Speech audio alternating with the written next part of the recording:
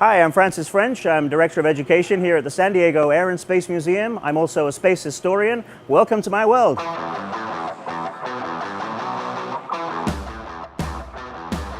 lot of people grew up with the moon landings. For my generation, it was the space shuttle. I remember watching that first launch and being really excited and thinking, well, how can I be a part of that?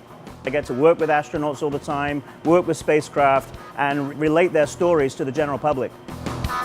The thing I found about the people who went to the moon is everybody's very obsessed with the people who walked on the moon.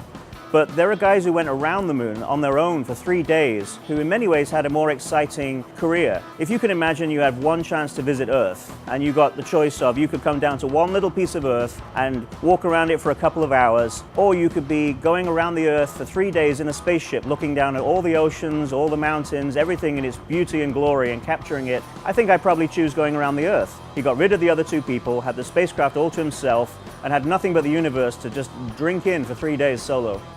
For thousands of years, people have dreamed about going into space, and for thousands of years after this, people will go into space. But there's only one generation who did that first, and we are very lucky to live in that time when we can actually talk to those people.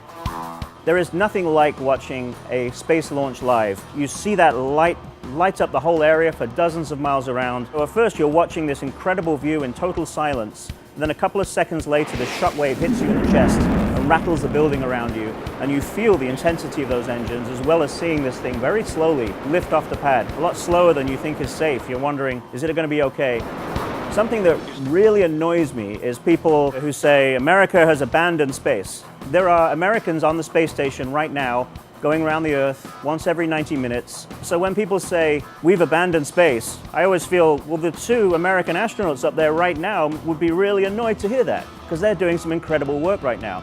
The space station is as big as a football field. It's put together by human hands. It's an international cooperative effort. It's the most incredible engineering achievement humans have ever done. So to say America is not in space always kind of gets to me, because I'm thinking the most incredible thing Americans have ever done is in space right now, and people don't know about it.